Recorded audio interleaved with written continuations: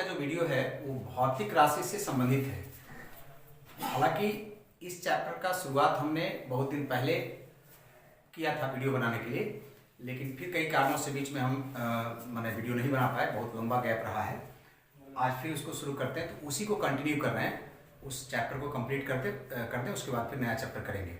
Actually भौतिक राशि के मापने से संबंधित जो क्लास 9 का जो चैप्टर है, हालांकि ये विभिन्न कॉम्पिटिशन्स में जितने भी एग्जाम्स होते हैं लगभग सभी में जहाँ साइंस की आवश्यकता होती है वो इकाई से संबंधित प्रश्न निश्चित तौर पर आता है।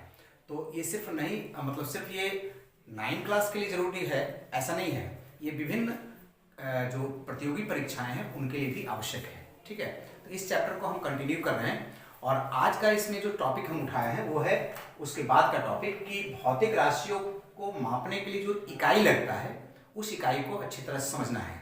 हम उस पिछले वीडियो में आप देखेंगे कि उसमें हमने क्लियर कर दिया था कि इकाई जो होता है 2 प्रकार का होता है। इकाई को हम मात्रक भी कहते हैं। इकाई एक्चुअली 2 प्रकार के होते हैं, वो एक है कि मौलिक इकाई होता है और दूसरा होता है व्युत्पन्न इकाई। ठीक है, मौलिक इकाई के आधार पर व्युत्पन्न इकाई को लिखा जाता है ना। तो मौलिक इकाई जब हम जानेंगे तो ये हम उसमें बता दिए थे कि 7 मौलिक इकाई होती है ना। 7 में से जैसे लंबाई, मात्रा, समय, तापमान, प्रकाशीय तीव्रता और विद्युतीय तीव्रता और पदार्थ का परिमाण। इसका एसआई पद्धति में इकाई यहाँ पर पिछले वीडियो में बना हुआ है और सीजीएस पद्धति में अभी हम 3 ही लिए हैं। 3 इसलिए लिए हैं क्योंकि इसके आधार पर फिर हम व्युत्पन्न इकाई को लिखने के लिए सीखेंगे। ठीक है, तो आज का जो मूल टॉपिक होगा वो होगा व्युत्पन्न इकाई को हम कैसे लिखते हैं, कैसे व्यक्त करते हैं। तो सबसे पहले हम समझ लें कि सूत्र के आधार पर हम लोग ज्यादातर व्युत्पन्न इकाई को लिखते हैं। ठीक है, तो जैसे हम शुरू करते हैं इसमें क्षेत्रफल की इकाई लिखना, क्षेत्रफल का इकाई। ठीक है, तो देखिए क्षेत्रफल के लिए हम अगर सूत्र का बात करें, क्या होता है सूत्र, तो लंबाई गुणे चौड़ाई, ये सूत्र होता है क्षेत्रफल के लिए। ठीक है, लंबाई गुणे चौड़ाई। तो देखिए अब अगर हम क्षेत्रफल की इकाई का बात करेंगे, क्षेत्रफल की इकाई लिखेंगे, है ना। अब पद्धति हम देखते हैं कि एसआई पद्धति में लिखना है या सीजीएस पद्धति में लिखना है। तो पहले हम एसआई पद्धति में लिखते हैं। तो एसआई पद्धति में क्षेत्रफल की इकाई, तो लंबाई की जो इकाई होगा और जो चौड़ाई की इकाई होगा दोनों को गुना कर देंगे। तो हम देखते हैं कि लंबाई की इकाई क्या है, मीटर है ना। तो चौड़ाई भी लंबाई के जैसा ही होता है, मतलब कि जो लंबाई की इकाई होगा, चौड़ाई का इकाई होगा या फिर ऊंचाई का इकाई होगा, तीनों का इकाई एक ही होगा, क्या, मीटर। तो इसका मतलब लंबाई का इकाई भी मीटर होगा और चौड़ाई का इकाई भी मीटर होगा। तो मीटर गुने मीटर, मीटर स्क्वायर बोलेंगे इसको, या इसको इस तरह से हिंदी में वर्ग मीटर लिखेंगे। तो एक जो व्युत्पन्न इकाई है वो कैसे निकला, मौलिक इकाई से ही निकला और इस प्रकार से सूत्र का प्रयोग करके हमने क्षेत्रफल की इकाई निकाला। अगर इसी में हम अगर सीजीएस पद्धति में निकालेंगे, ठीक है, तो यहां पर मीटर के जगह पर क्या करेंगे, सेंटीमीटर गुणे सेंटीमीटर। तो क्या होगा, सेंटीमीटर स्क्वायर, या इसको बोलेंगे वर्ग सेंटीमीटर। ठीक है, अब हम बात करते हैं अगला आयतन का। हम प्रत्येक का देखेंगे इसमें आयतन का। तो वैसे ही आयतन का सूत्र हमको समझना पड़ेगा। तो आयतन का सूत्र क्या होता है, लंबाई गुने चौड़ाई गुने ऊंचाई होता है ना। तो बस अगर आयतन का हमको इकाई लिखना हो, आयतन की इकाई एसआई पद्धति में लिखना है। पहले एसआई पद्धति की बात करते हैं हम, है ना। तो एसआई पद्धति में आयतन की इकाई करेंगे तो क्या हो जाएगा, लंबाई की इकाई मीटर, चौड़ाई की इकाई मीटर और ऊंचाई की इकाई मीटर, मतलब मीटर क्यूब। इसको हम लोग बोले घन मीटर हिंदी में, हो गया। और इसी तरह से अगर सीजीएस में हम जाएंगे, सीजीएस पद्धति में, है ना, तो सीजीएस पद्धति में अगर हम करेंगे तो यहां पर मीटर के पर क्या होगा, सेंटीमीटर सेंटीमीटर सेंटीमीटर। तो कितना हो जाएगा, सेंटीमीटर क्यूब, अर्थात घन सेंटीमीटर। अंग्रेजी में यहां पर इसको सेंटीमीटर में 3 पावर है तो इसको क्यूबिक सेंटीमीटर माने घन, मतलब क्यूबिक सेंटीमीटर भी बोलेंगे, है ना।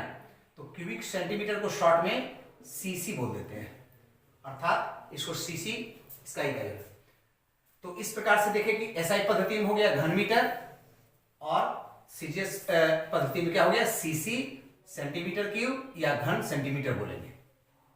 हालांकि आयतन मापने में जब बात करते हैं हम तो ये सामान्य इकाई ये हुआ माने एसआई पद्धति में और सीजीएस पद्धति में, लेकिन द्रव माने तरल द्रव या गैस को अगर मापना हो, द्रव या गैस को, तब थोड़ा सा इन इकाइयों के अलावे आप जानते होंगे उसका व्यावहारिक इकाई हो जाता है। तो आयतन की द्रव या गैस मतलब द्रव और गैस को मिलाकर के हम लोग तरल कहते हैं, पता ही होगा।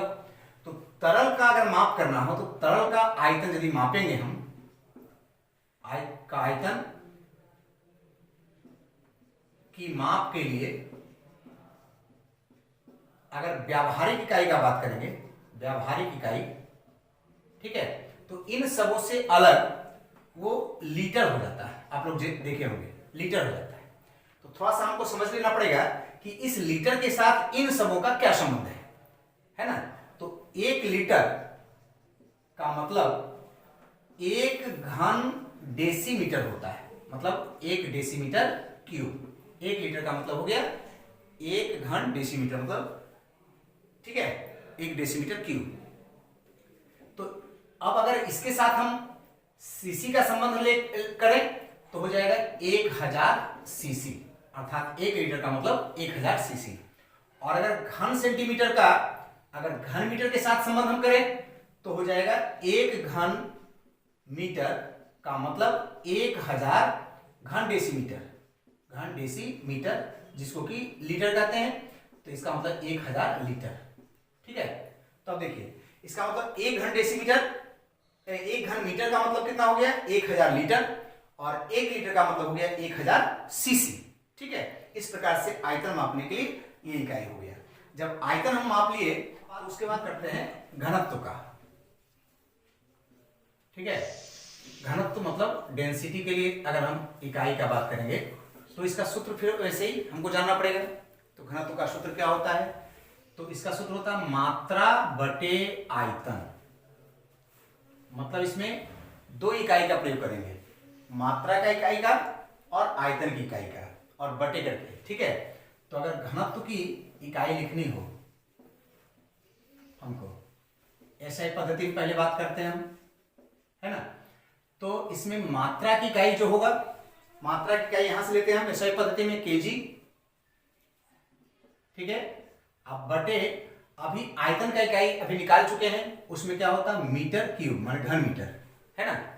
तो यही इसी से फिर हम लिखेंगे इसको कैसे, तो ये जो बटे का साइन है ना उसको इस तरह से कर दिया जाता है, ऐसे देखिए, प्रति हिंदी में बोलेंगे या पर बोलेंगे, पी आर पर।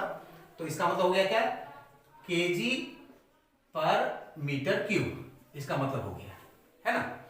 और इसको एक और तरीके से माने व्यक्त किया जा सकता है, ये बटे का साइन है और बटे का साइन को बीच में से यदि हटा दें तो ये वाला पावर जो होगा माइनस हो जाएगा, मतलब ऐसे केजी मीटर ऐसे -3 पावर, -3 पावर को इनवर्स पढ़ते हैं, मतलब होगा ही केजी मीटर इनवर्स 3, इसको पढ़ेंगे, ठीक है। ये हो गया। और इसी तरह से अगर हम सीजीएस में जाएंगे, सीजीएस पद्धति में, तब क्या होगा, यहां पर केजी के जगह पर ग्राम ले लेंगे और मीटर के जगह पर सेंटीमीटर क्यूब ले लेंगे, हो गया। तो ये क्या हो जाएगा ग्राम प्रति सेंटीमीटर क्यूब होगा, या फिर इसको हम लिख सकते हैं ग्राम सेंटीमीटर पर इनवर्स 3 पावर। हालांकि देखिए यही बात बदल जाएगा, तो अभी हमने देखा है कि सेंटीमीटर क्यूब को सीसी भी बोलते हैं, तो हम इसको ऐसे भी लिख सकते हैं ग्राम प्रति सीसी, है ना।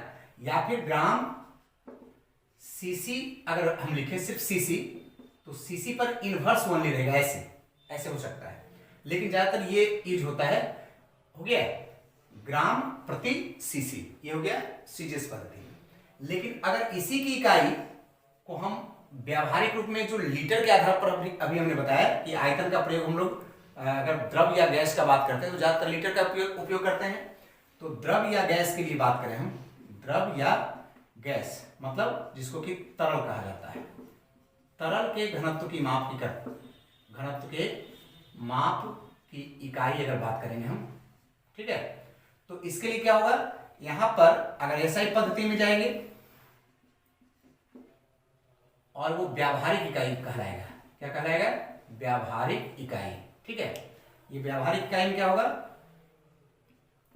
कि यहां पर केजी होगा, आप बटे में यहां पर लीटर करेंगे। क्या करेंगे? केजी प्रति लीटर। ठीक है, द्रव या गैस मापने का। तो यहां तक हो गया घनत्व तक। अब उसके बाद बात करते हैं वेग या चाल का। देखिए, वेग और चाल दोनों की इकाई बराबर होगा। सूत्र थोड़ा सा अलग होता है, लेकिन दोनों को हम एक बार लिख करके दिखा देते हैं। अगर हम पहले चाल का बात करते हैं, तो चाल के लिए सूत्र होता है दूरी बटे समय। दूरी बटे समय। दूरी एक प्रकार से रास्ते की लंबाई होती है। तो रास्ते की लंबाई है, इसका मतलब दूरी के लिए वही इकाई होगा जो लंबाई की इकाई होगा।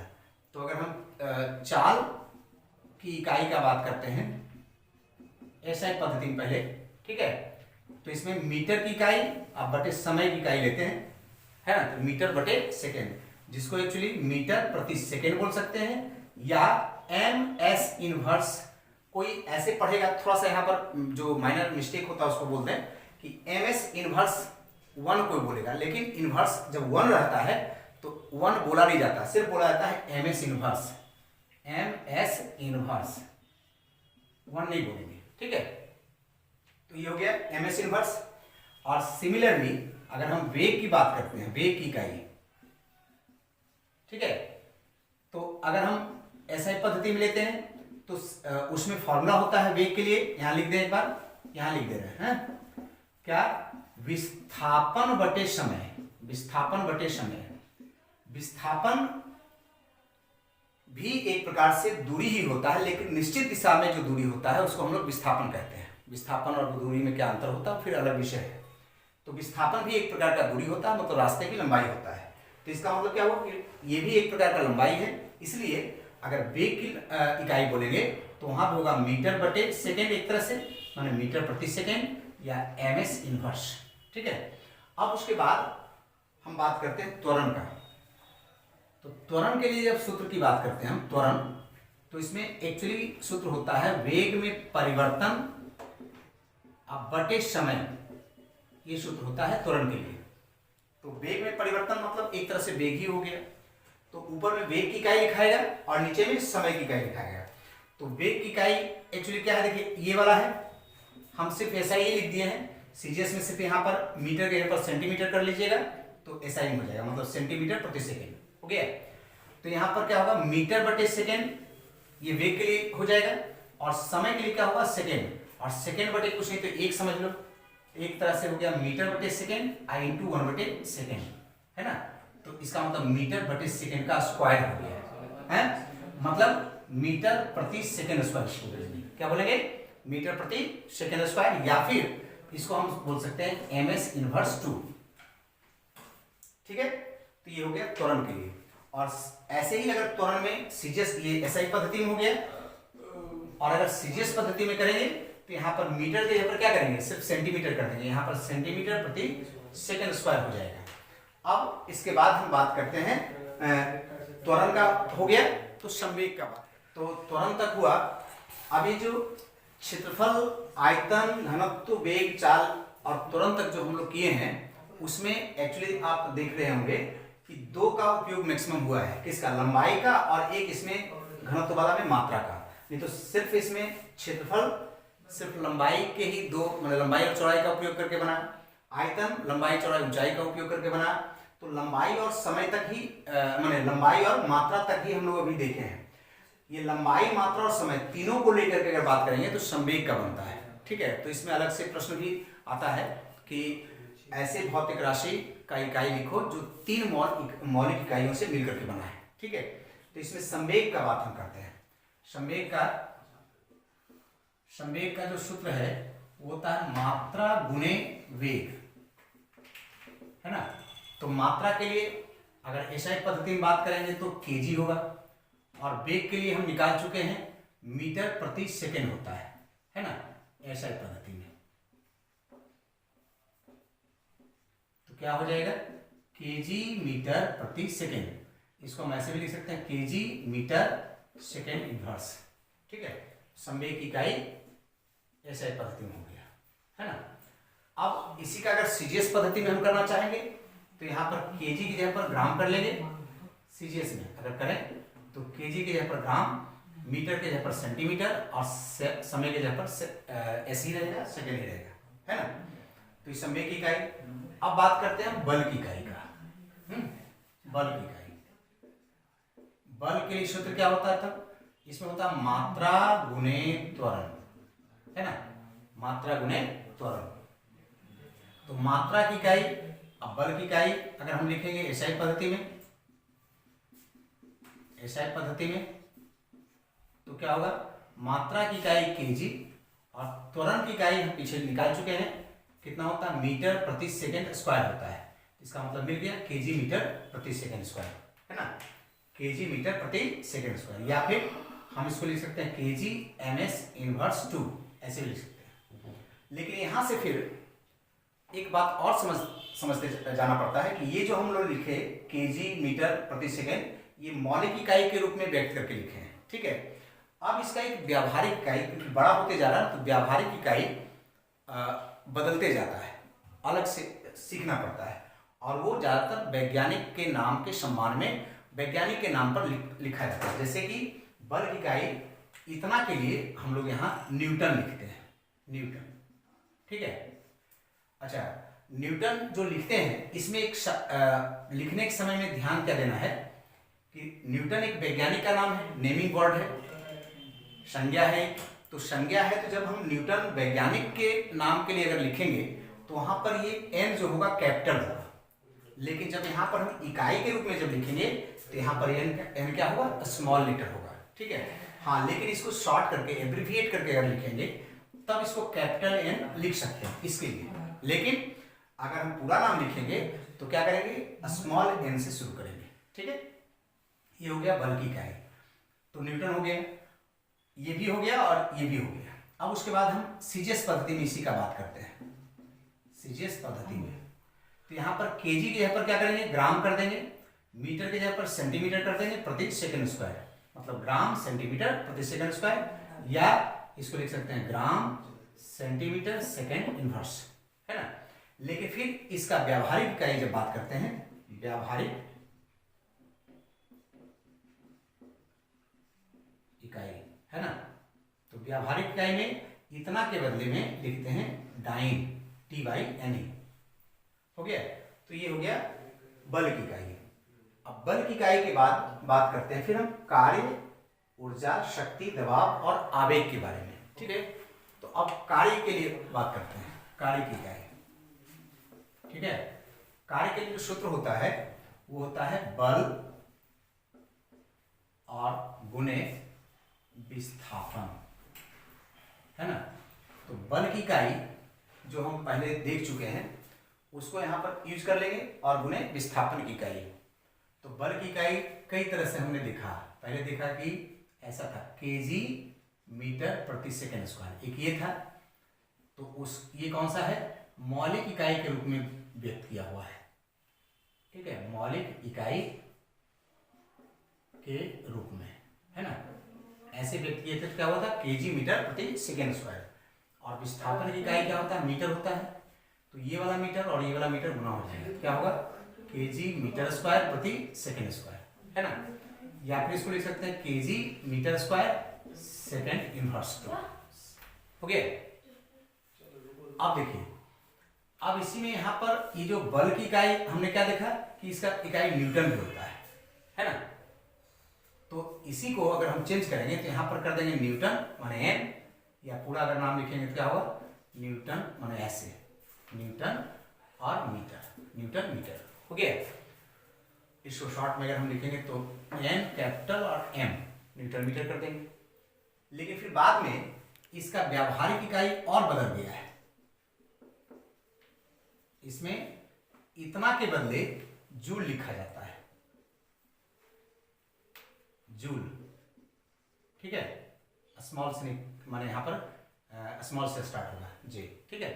तो क्या हो गया कार्य की इकाई, तब यहाँ पर क्या क्या देखें, एक तो ये वाला हो गया केजी मीटर स्क्वायर प्रति सेकंड स्क्वायर, ये क्या हुआ मौलिक इकाई के रूप में। फिर ये जब बल की इकाई का हम न्यूटन के रूप में अगर यूज करते हैं तो वहां हो जाएगा न्यूटन मीटर के हिसाब से न्यूटन मीटर, ये भी होगा इसका एक इकाई। और फिर बाद में इसका व्यवहारिक इकाई बदल करके नाम क्या हो गया जूल हो गया। तो अगर इसकी इकाई बात करेंगे तो तीन तरह से हो गया, एक यहाँ और यहाँ और यहाँ, ठीक है। अब इसी में फिर हम ये है पूरा एसआई पद्धति में है। अब अगर सीजीएस पद्धति में बात करें, सीजीएस पद्धति में बात करें तो यहाँ पर जो केजी है ये वाला, इसके जगह पर ग्राम हो जाएगा, मीटर के जगह पर सेंटीमीटर हो जाएगा, स्क्वायर और प्रति सेकंड स्क्वायर, या इसको ऐसे लिख सकते हैं gram centimetre square second inverse 2 हो गया। लेकिन फिर ये जो बल की इकाई वहां पर देखें डाइन होता है, तो हम ये भी लिख सकते हैं डाइन और मीटर, डाइन और मीटर के ऊपर क्या सेंटीमीटर, डाइन सेंटीमीटर, ये भी कर सकते हैं, है ना। अब फिर इसका एक अलग से व्यावहारिक इकाई जो आता है वो होता है अर्ग, ठीक है।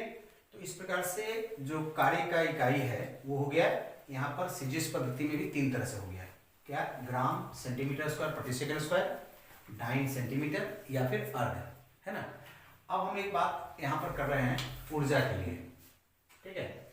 तो यांत्रिक ऊर्जा का जब हम बात करेंगे, ऊर्जा के तो विभिन्न रूप होते हैं, आप लोग जानते हैं प्रकाश भी एक प्रकार की ऊर्जा है, ध्वनि भी एक प्रकार की ऊर्जा है, ऊष्मा भी एक प्रकार की ऊर्जा है। तो अलग अलग ऊर्जा के जो स्वरूप हैं रूप हैं, उसमें जब हम बात करेंगे तो फिर इकाई भी उसका बदलेगा, वैरी करेगा जैसे। लेकिन यांत्रिक ऊर्जा का जब बात करेंगे तो यांत्रिक ऊर्जा का इकाई अलग से हमको नहीं जानना है, वो जो कार्य की इकाई होता है वही यांत्रिक ऊर्जा की इकाई होता है, क्योंकि ऊर्जा का मतलब संपादित कार्य के बराबर ही ऊर्जा की माप होती है। तो जैसे कार्य की इकाई होती है वैसे ही ऊर्जा की इकाई होती है।